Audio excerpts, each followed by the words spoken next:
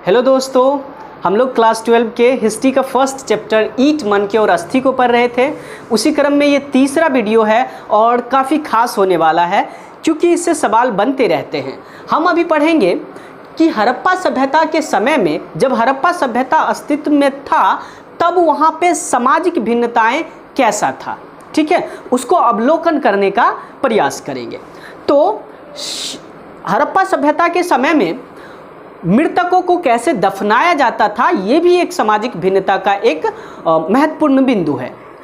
तो हड़प्पा सभ्यता के समय में समाधान मृतकों को गर्त बना के, गड्ढा बना के उसमें दफनाया जाता था। गड्ढा मिट्टी के भी होते थे या ईंट के भी बनाए जाते थे। ठीक है, और उसमें पुरुष को दफनाया जाता था या महिला को दफनाया जाता होगा, या दोनों को एक साथ जब दफनाए जाने के भी प्रमाण मिले हैं। कहीं कहीं पे तो मृतकों के साथ उनसे संबंधित जानवर को भी दफनाए जाने का प्रमाण मिला है। और मृतकों के साथ कब्र में मृदभांड, आभूषण, शंख से बनी हुई वस्तुएं या श्रृंगार की वस्तुएं, जैसे तांबे से बनी हुई शीशे, तांबे से बनी हुई चेहरा देखने के लिए शीशा, या जैस्पर से बने हुए मनके जैसी वस्तुओं को कब्र में पाया गया है। तो इसका मतलब हम ये कह सकते हैं कि हड़प्पा सभ्यताओं के लोग शव के साथ इन सारी चीज़ों को भी दफनाने की परंपरा रखते होंगे। लेकिन हम ये नहीं कह सकते कि वो बहुमूल्य चीज़ों को दफनाने की परंपरा रखते थे। तो हड़प्पा सभ्यताओं में बहुमूल्य चीज़ों को दफनाने की परंपराएं नहीं थी।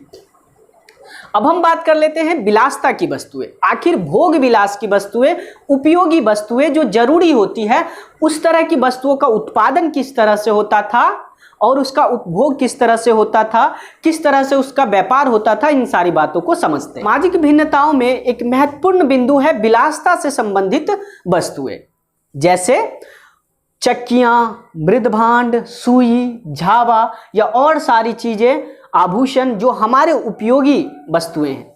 जैसे आप चक्की के बारे में देखेंगे, जिससे हम दाने को आटा में बदलते हैं और उसके बाद रोटी बनाते हैं। तो हड़प्पा में, मोहनजोदारो में ऐसे प्रमाण मिले हैं कि एक बड़े से पत्थर की चक्की बनाई जाती थी और उसके ऊपर छोटे से पत्थर रख के उससे, जिस तरह से अभी हम लोग मसाले पीसने के काम में आते हैं, उसी तरह बड़ी बड़ी चक्कियां बनाई जाती थी। ठीक है, तो चक्कियां किस तरह से बनता था, मृदभांड जिसमें वस्तुओं को रखा जाता था, दाने को रखा जाता था, उसका निर्माण कैसे होता था, सुइयां जो कपड़ा सिलना हो या किसी भी चीज को सिलने के इस्तेमाल में आता होगा, झावा, तो इन सारे चीजों का प्रमाण हमें मिला है। इन सारे चीज़ों का प्रमाण हमें बड़ी बस्तियों में मिला है, जैसे मोहनजोदारो, हड़प्पा जैसे बड़ी बड़ी बस्तियों में या बड़े बड़े नगरों में मिला है। हड़प्पा में सोने की वस्तुएं या और सारी चीज़ें वस्तुएं मिले, क्योंकि ये सारे ये एक शहर था और यहाँ पे व्यापार भी हुआ करता था। छोटी बस्ती में, जैसे कालीबंगन में, ये सारी चीज़ें हमें देखने को नहीं मिला है। ठीक है, तो हम दुर्लभ वस्तु की बात कर ले तो उपयोगी वस्तु या विलासता से संबंधित वस्तु में पुरातत्वविद दुर्लभ वस्तुओं को भी काफी महत्व देते हैं, जो इसे खोजते हैं, जो वस्तु कभी अस्तित्व में था लेकिन अभी नहीं है। दुर्लभ वस्तुएं या जो महंगी वस्तुएं होती थी, जो बहुमूल्य रत्न से बनाए जाते थे, बहुमूल्य धातु से बनाए जाते थे या ऐसे धातु से बनाए जाते थे जो अभी नहीं मिल रहा है, उस पर भी काफी ध्यान देते हैं पुरातत्वविद।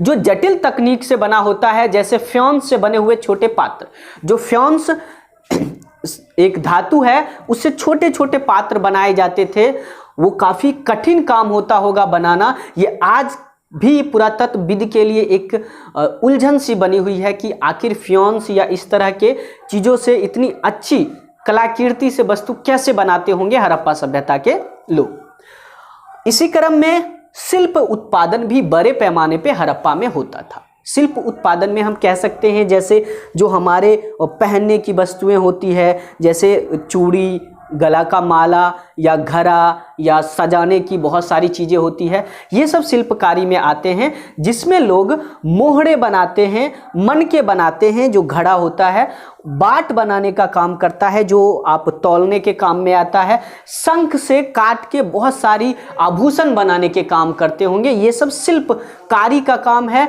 या शिल्प उत्पाद है। तो हम समझेंगे कि आखिर शिल्प उत्पाद किस तरह से अपने अस्तित्व में था या किस तरह से होता था। तो इसमें एक प्रमुख है मनका। मनका काफ़ी इंपॉर्टेंट टॉपिक है। क्यों? क्योंकि आपके चैप्टर में सीधे लिख रखा है ईंट, मनके और अस्थियां, तो मनका काफ़ी इंपॉर्टेंट है। तो मनका जो घड़ा बनाया जाता था वो किस चीज़ से घड़ा बनाए जाते थे? घड़ा बनाने के लिए कौन से पदार्थ काम में आता होगा?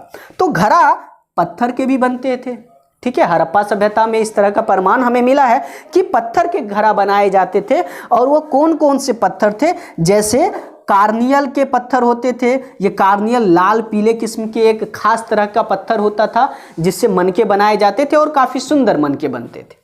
और सेलखरी जो कि मुलायम पत्थर था, उससे बने हुए जो मनके या घड़ा था वो काफ़ी मुलायम हुआ करता था, इससे भी मनके बनाए जाते थे। जैस्पर, स्फाटिक जैसे पत्थरों से लोग मनके बनाया करते थे। ठीक है, और धातु से बहुत सारे मनकों का निर्माण किया जाता था, जैसे तांबा, सोना, चांदी, इन सारी चीज़ों से भी मनके का निर्माण किया जाता था। और ख़ास तरह के फ्योन्स जैसे पत्थर या फ्योन्स जैसे चीज़ों से बनाए जाते थे। फ्योन्स से भी मनके बनाए जाते थे। पक्की मिट्टी से लोग घड़ा या मनका का निर्माण करता था, अभी भी कुम्हार लोग करता है। शंख से चूड़ियाँ बनाई जाती थी। शंख से जो हाथ में पहनने वाला होता है, या कड़घा, या बहुत सारे ऐसी चीज़ें हैं जो शंख से बनाया जाता था, या मनके भी बनाए जाते थे। तो इसका भी प्रमाण हमें नागेश्वर, जो कि समुद्र के तट पे है, हमें नागेश्वर और बालाकोट में मिला है। ये सब समुद्र के तट पे बसी हुई शहरें हैं और ये बड़े पैमाने पे यहाँ पे शंख का प्रमाण मिला है। अब हम समझेंगे कि ये जो मनके थे उसके आकार कैसे थे। तो मनके का आकार चक्राकार होता था, गोलाकार होता था, ढोलाकार होता था, खंडित होता था। ठीक है, तो ढोलक के जैसे हो या गोलाकार हो या खंडित हो, इस तरह के मनके बनाए जाते थे। इस मनके के ऊपर में चित्रकारी की जाती थी, उसे घिसा जाता था, पॉलिश किया जाता था, उसके अंदर से सल्क को निकाल लिया जाता था। क्योंकि ऐसे भी प्रमाण मिले हैं कि कई जगहों पे, जैसे चंदेरो, लोथल, धैलाबरी में बड़े पैमाने पे मिले हैं। ठीक है, तो छेद करने के उपकरण बड़े पैमाने पे हमें प्राप्त हुआ है। तो हम कह सकते हैं कि कई सारी वस्तुएं या माला बनाने के लिए वस्तुओं को छेद किया जाता होगा। ठीक है, अब हम समझेंगे कि कैसे पुरातत्वविद समझ जाता होगा कि यहाँ पे उत्पादन होता होगा, अर्थात उत्पादन के केंद्र की पहचान कैसे होती होगी।